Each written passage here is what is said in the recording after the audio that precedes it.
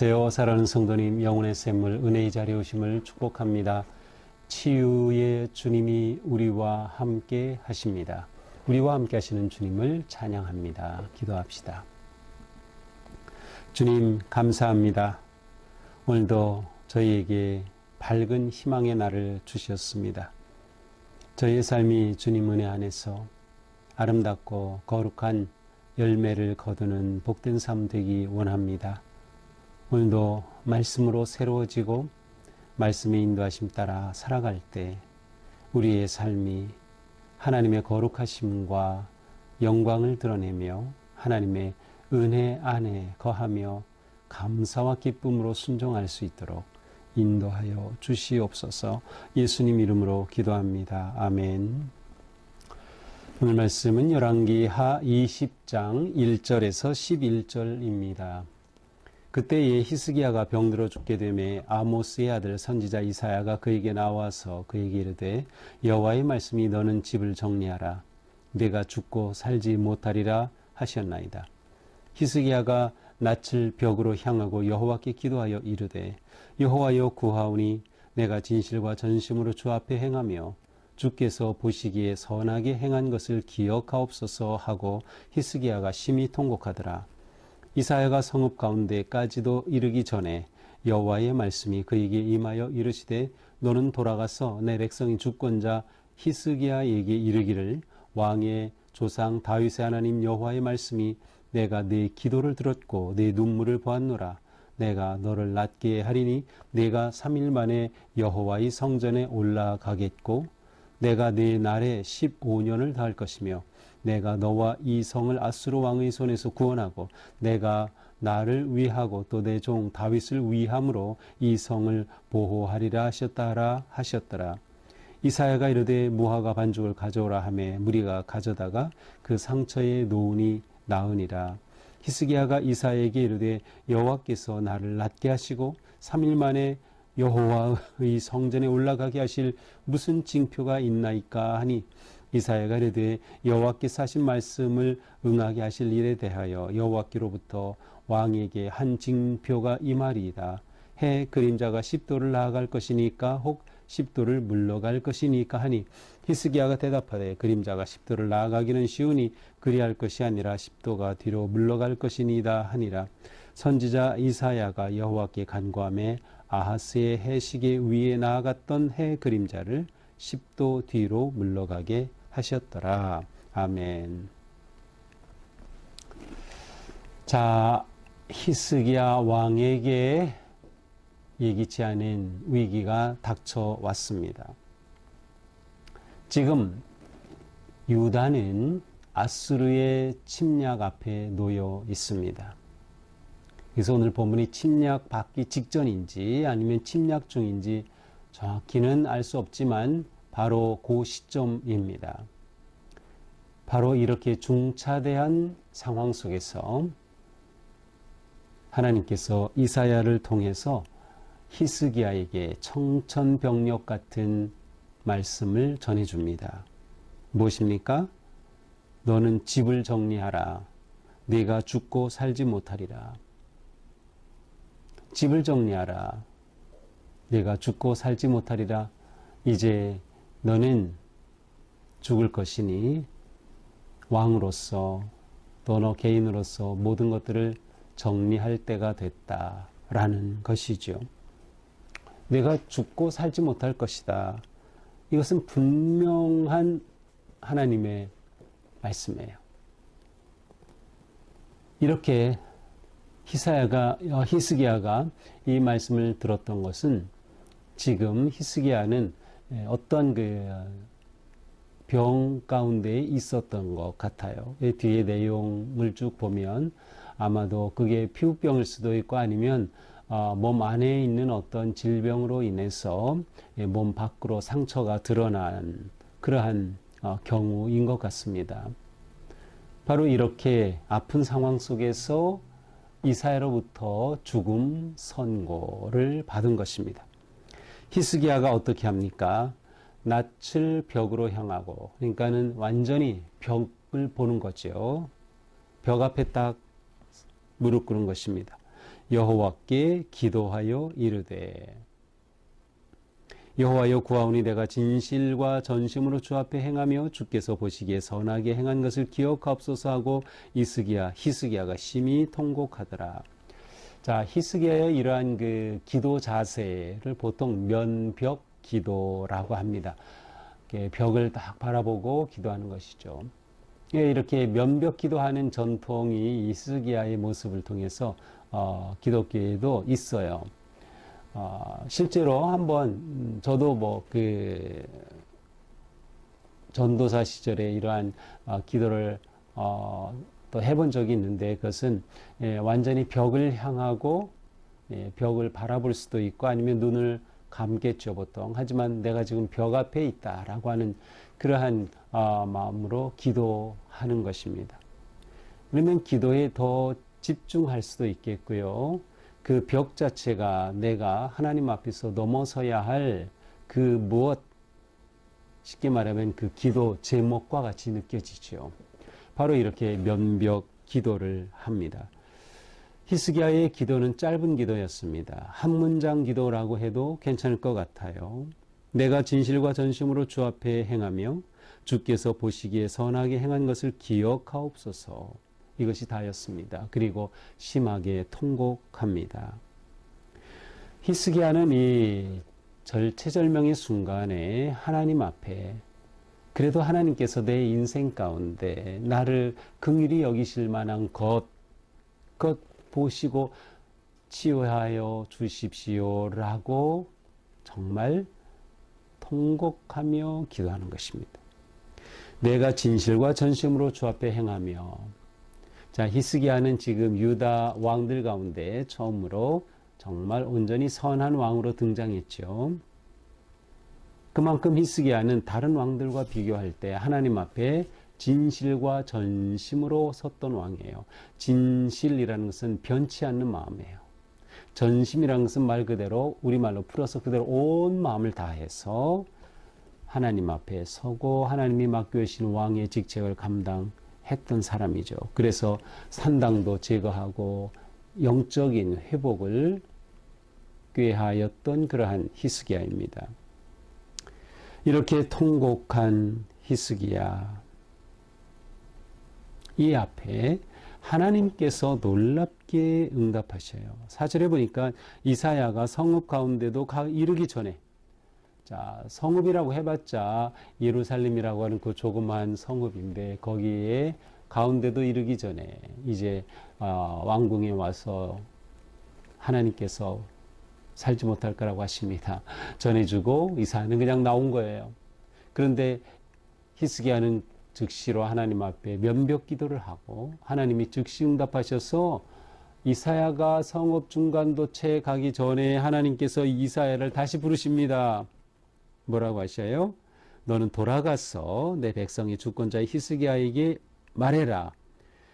내 조상 다윗 하나님 여호와의 말씀이 내가 내 기도를 들었고 눈물을 보았고 내가 너를 낫게 할 것이다. 3일 만에 성전에 올라가겠다.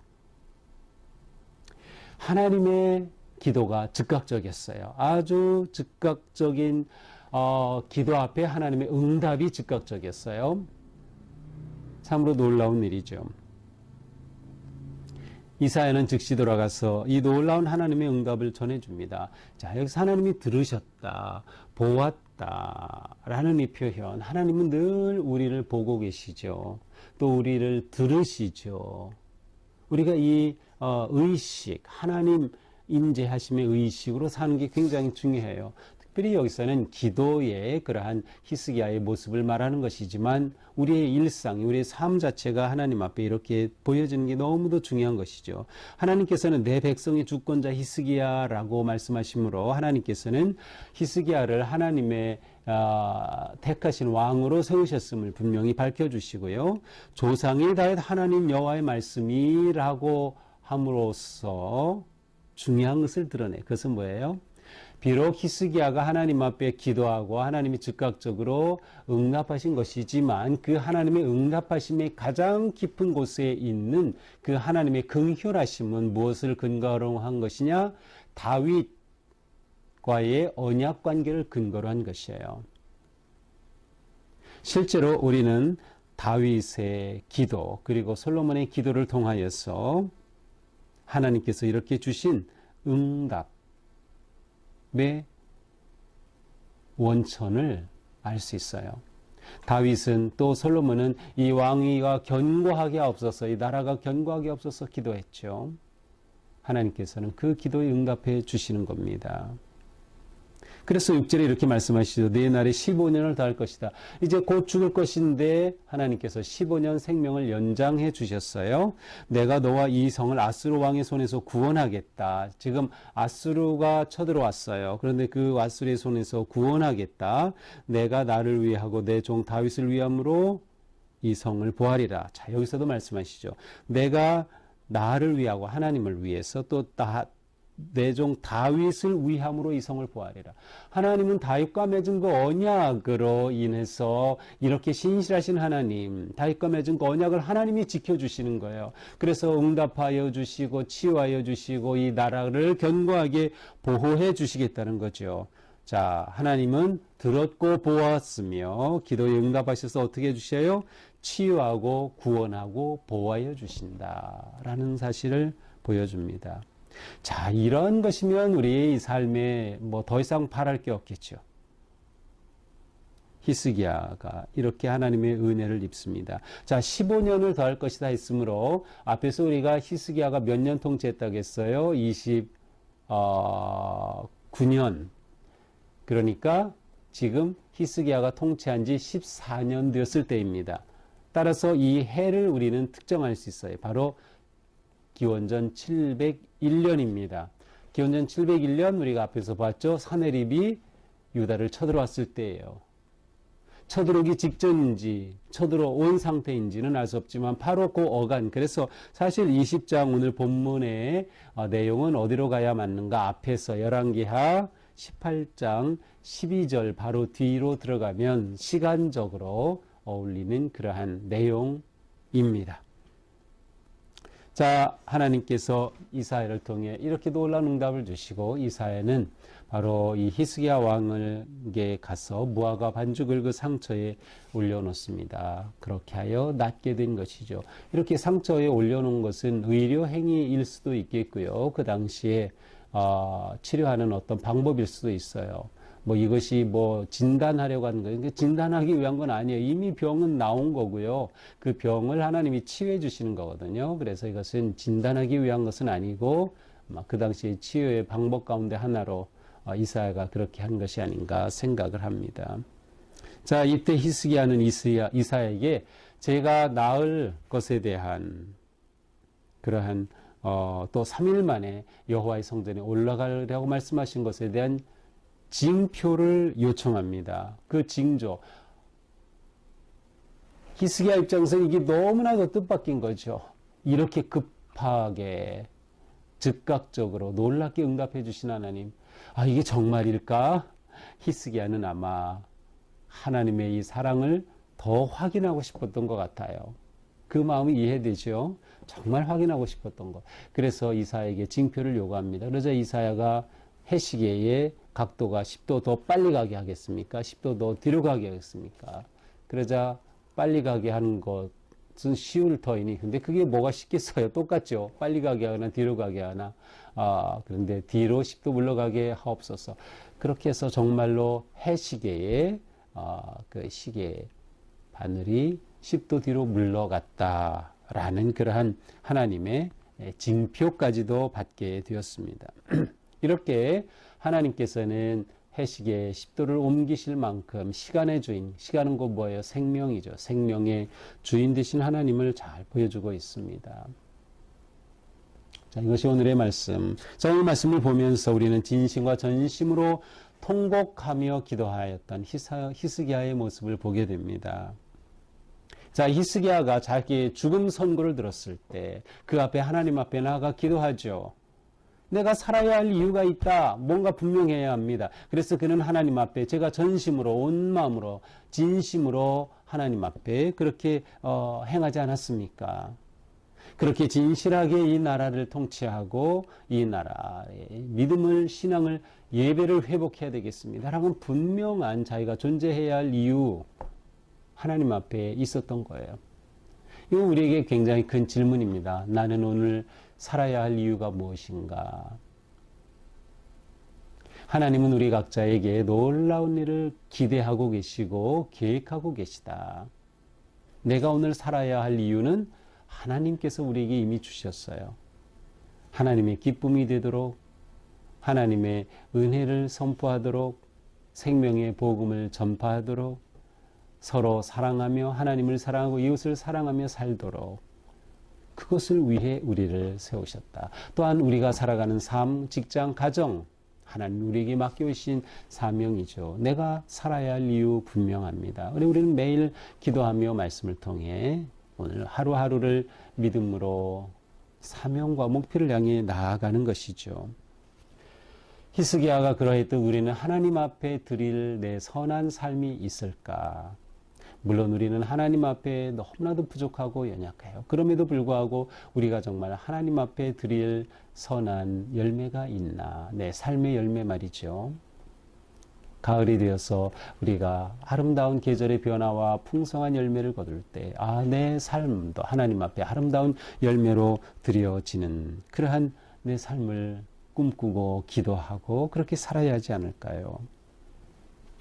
하나님께서는 히스기야에게 죽음을 예고하신 것 자체가 저는 은혜라고 생각이 돼요. 이것은 히스기야에 대한 하나님의 어떤 기대가 있었기 때문이죠. 그렇지 않으면 굳이 이사야를 통해서 히스기야에게 이거를 말씀하실 필요가 없어요. 그냥 병에 걸려 죽으면 끝인데 말이죠.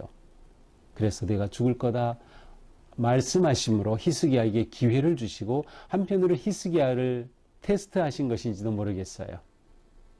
하나님 앞에 기쁨이 되는 왕으로서 그 히스기야를 보시는 하나님의 마음이 여기에 있습니다. 우리는 히스기야의 모습을 보면서 정말 기도만이 우리가 살 길이다 라는 것을 다시금 확인하게 됩니다. 기도가 우리가 살아갈 길이다. 특별히 부모로서의 기도가 중요하다. 왜냐하면 히스기야가 그렇게 기도해서 응답을 받았지만 하나님께서는 그의 조상 다윗의 언약, 다윗과 맺은 언약을 기억하셨다는 점이 중요해요. 우리가 오늘 우리의 자녀들을 위해서 믿음으로 기도하고 하나님 사이에 언약이 있을 때 하나님은 우리의 그 언약을 통하여 우리의 자녀들에게 놀랍게 일하실 것을 우리는 기대할 수 있기 때문이죠. 우리의 기도는 멈추면 안 돼요. 다음 세대를 위한 기도, 가족을 위한 기도, 교우들을 위한 기도, 민족과 나라, 교회를 위한 기도를 멈추지 말아야 하는 것이죠. 우리 모두 오늘도 주님의 부르심 앞에 믿음으로 서서 히스기야처럼 하루하루를 간절한 마음으로 사는 거죠. 감사하는 마음으로 사는 거죠. 오늘도 나에게 주신 이 하루가 내게 덤으로 주신 은혜의 하루다 생각하면서 기쁨으로 주님께 영광을 돌리는 하루가 될 수 있기를 축복합니다. 기도합시다. 주님, 오늘 하루의 삶이 주님 앞에 기쁨이 되고 영광이 되는 삶 되기 원합니다. 우리의 삶, 주님 앞에 드릴 아름다운 열매가 되게 하여 주옵소서.